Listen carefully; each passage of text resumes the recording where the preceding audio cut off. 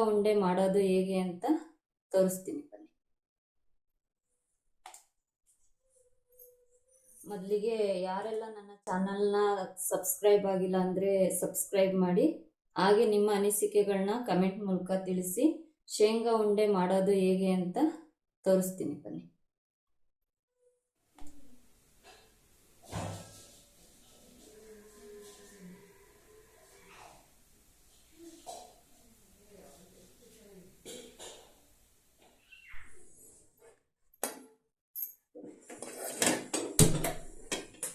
ಮೊದಲನೇದಾಗಿ ನಾನು 2 ಕಪ್ಪಷ್ಟು ಶೇಂಗಾನ ಹಾಕ್ತಾ ಇದ್ದೀನಿ.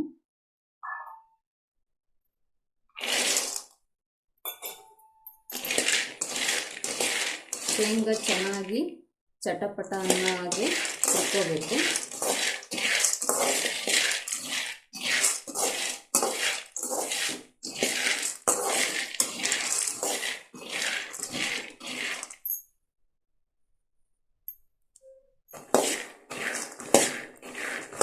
ಶೇಂಗಾ ನೋಡಿ ಚೆನ್ನಾಗಿ ಹುರ್ಕೊಂಡಿದ್ದಾಯಿತು.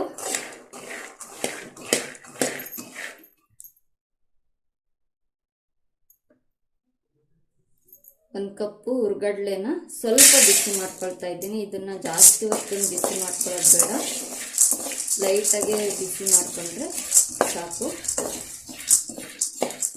ನೋಡಿ, ಇದು ಬಿಸಿ ಆಯಿತು.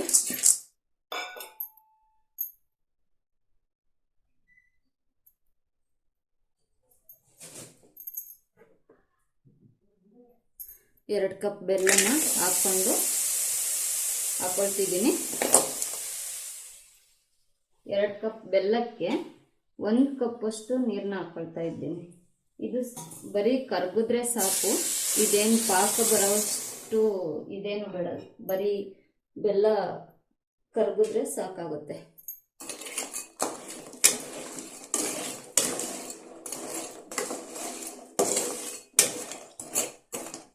ಈ ಬೆಲ್ಲನ ಕರಗಿಸ್ಕೊಂಡು ಒಂದು ಬಟ್ಲಿಗೆ ಸೋದಿಸ್ಕೊಳ್ತೀನಿ.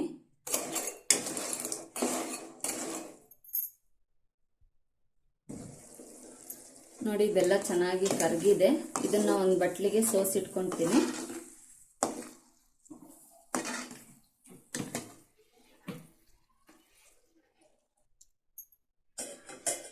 ಇದರಲ್ಲಿ ತುಂಬ ಗಲೀಜು ಏನಾದರೂ ಇರುತ್ತೆ ಅನ್ನೋ ಕಾರಣಕ್ಕೆ ಬೆಲ್ಲನ ಸೋಸ್ಕೋಬೇಕು. ಇಲ್ಲ ಹಾಗೆ ಹಾಕಿದ್ರೆ ಅದರಲ್ಲಿ ಇರೋ ಅಂಥದ್ದೆಲ್ಲ ಹಾಗೆ ಉಳ್ಕೊಳುತ್ತೆ.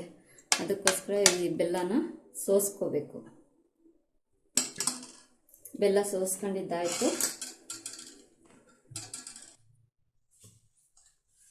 ಕಡಲೆ ಬೀಜ ಹುರಿದಿಟ್ಕೊಂಡಿರೋದನ್ನ ನಾನು ಸಿಪ್ಪೆ ತೆಗೆದು ವಾಶ್ ಮಾಡಿ ಇಟ್ಕೊಂಡಿದ್ದೀನಿ. ಇವಾಗ ಇದನ್ನು ಒಂದು ಸರಿ ಮಿಕ್ಸಿಯಲ್ಲಿ ಸುಮ್ಮನೆ ಸಿಹಿ ಅನ್ನಿಸ್ಕೊಂಡ್ರೆ ಸಾಕು, ತುಂಬ ಪುಡಿ ಮಾಡ್ಕೊಳ್ಳೋ ಅವಶ್ಯಕತೆ ಇಲ್ಲ. ತುಂಬ ಪುಡಿ ಮಾಡಿಕೊಂಡ್ರೆ ಚೆನ್ನಾಗಿರಲ್ಲ. ಹಾಗೆ ಕಡಲೆ ಬೀಜನೂ ಸಹ ಸಿಗ್ತಾ ಇರಬೇಕು. ಇದನ್ನು ನಾನು ಮಿಕ್ಸಿ ಹಾಕೊಂಡು ಬರ್ತೀನಿ.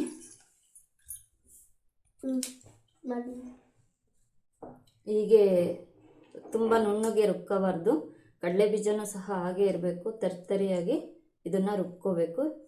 ಇನ್ನೊಂದು ಕಪ್ಪಿದೆ, ಹಾಗೆ ಹುರ್ಗಡ್ಲೆನೂ ಸಹ ನಾನು ರುಬ್ಕೊಂಡು ಬರ್ತೀನಿ.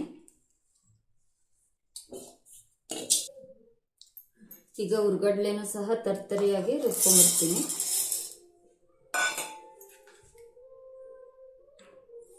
ಕಡಲೆ ಬೀಜ ಮತ್ತು ಕಡಲೆನ ತರ್ತರಿಯಾಗಿ ರುಬ್ಕೊಂಡಿದ್ದೀನಿ. ಹಾಗೆ ನಾನು ಇದಕ್ಕೆ 2 ಕಪ್ಪಷ್ಟು ಕೊಬ್ಬರಿ ತುರಿನ ತುರ್ಕೊಂಡಿದ್ದೀನಿ. ಕಡಲೆ ಬೀಜ ಮತ್ತು ಕಡಲೆನ ನಾನು ಪುಡಿ ಮಾಡ್ಕೊಂಡಿದ್ದಾಯಿತು. ಈಗ 2 ಕಪ್ಪಷ್ಟು ಕೊಬ್ಬರಿನೂ ಸಹ ತುರಿದಿಟ್ಕೊಂಡಿದ್ದೀನಿ. ಇದನ್ನು ಸ್ವಲ್ಪ ಬಿಸಿ ಮಾಡಿಕೊಂಡ್ರೆ ಸಾಕು, ಜಾಸ್ತಿ ಹೊತ್ತು ಬಿಸಿ ಮಾಡೋ ಅವಶ್ಯಕತೆ ಇರೋದಿಲ್ಲ.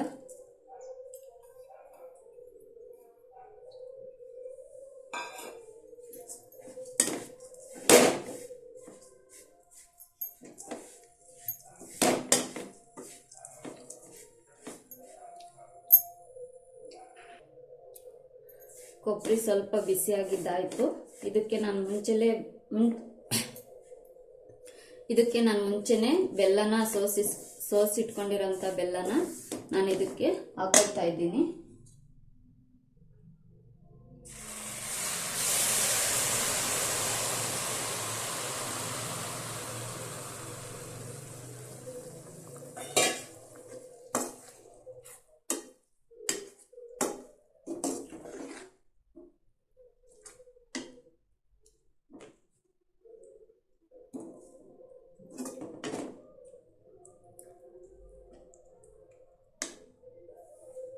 ಹಾಗೆ ಪುಡಿ ಮಾಡಿಟ್ಕೊಂಡಿರೋ ಅಂಥ ಕಡಲೆ ಬೀಜ ಮತ್ತು ಹುರ್ಗಡ್ಲೆ ಪುಡಿನೂ ಸಹ ನಾನು ಇದಕ್ಕೆ ಹಾಕೊಳ್ತಾ ಇದ್ದೀನಿ.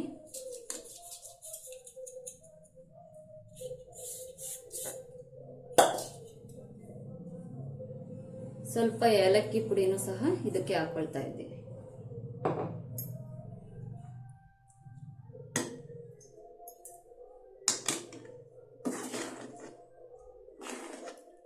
ಇದನ್ನ ಜಾಸ್ತಿ ಹೊತ್ತು ಬಿಸಿ ಮಾಡ್ಕೊಳ್ಳೋ ಅವಶ್ಯಕತೆ ಇರೋದಿಲ್ಲ. ಇದನ್ನ ಸ್ವಲ್ಪ ಹೊತ್ತು ತಿರುಗಿಸ್ಕೊಳ್ತೀನಿ ಅಷ್ಟೇ.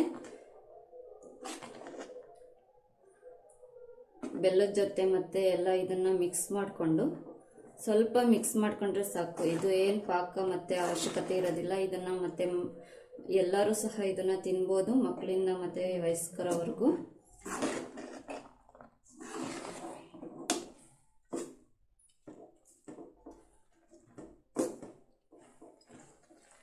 ಜಾಸ್ತಿ ಹೊತ್ತು ತಿರುಗಿಸಿದ್ರೆ ಇದನ್ನ ಗಟ್ಟಿ ಆಗುತ್ತೆ.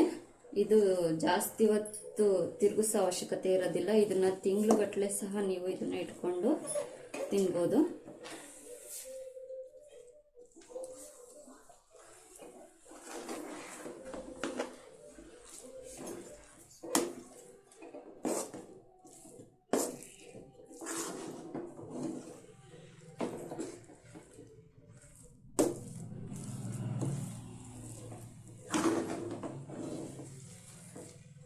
ನೋಡಿ, ಇದೆ ತಿರುಗಿಸಿದ್ದಾಯ್ತು. ಇದು ಸ್ವಲ್ಪ ಹೊತ್ತು ಬಿಸಿ ಜಾಸ್ತಿ ಇರೋದ್ರಿಂದ ಉಂಡೆ ಕಟ್ಟಕ್ಕಾಗೋದಿಲ್ಲ.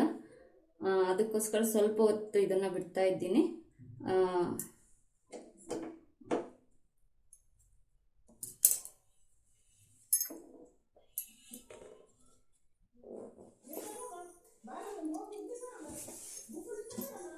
ಈಗ ಇದು ಬಿಸಿಯಾಗಿದೆ.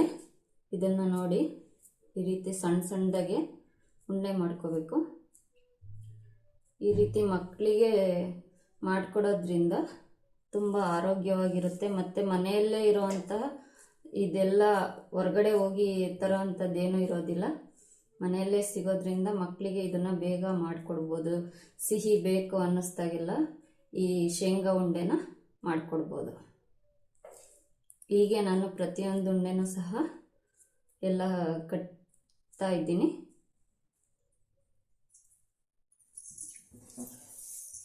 ನಾನು ಈಗ ಎಲ್ಲ ಉಂಡೆಗಳನ್ನ ಸಹ ಕಟ್ಟಿದ್ದಾಯಿತು. ನೋಡಿ, ಎಷ್ಟು ಚೆನ್ನಾಗಿ ಮೆತ್ತಗೆ ತುಂಬ ಚೆನ್ನಾಗಿ ಇದೆ. ಮಕ್ಕಳಿಗಂತೂ ತಿನ್ನೋದಕ್ಕಂತೂ ತುಂಬ ಇಷ್ಟ ಆಗುತ್ತೆ. ಈ ರೀತಿ ನೀವು ಸಹ ಮಾಡಿ ಒಮ್ಮೆ ಟ್ರೈ ಮಾಡಿ ಹೇಳಿ ಹೇಗಿದೆ ಅಂತ ಹೇಳ್ಬಿಟ್ಟು ನೋಡಿ. ಹಾಗೆ ನನ್ನ ಮೊದಲಿಗೆ ಯಾರೆಲ್ಲ ನನ್ನ ಚಾನಲ್ನ ಸಬ್ಸ್ಕ್ರೈಬ್ ಆಗಿಲ್ಲ ಅಂದರೆ ಸಬ್ಸ್ಕ್ರೈಬ್ ಮಾಡಿ. ಹಾಗೆ ನಿಮ್ಮ ಅನಿಸಿಕೆಗಳನ್ನ ಕಮೆಂಟ್ ಮೂಲಕ ತಿಳಿಸಿ. ಶೇಂಗಾ ಉಂಡೆ ಮಾಡೋದು ಹೇಗೆ ಅಂತ ತೋರಿಸ್ತೀನಿ ಬನ್ನಿ.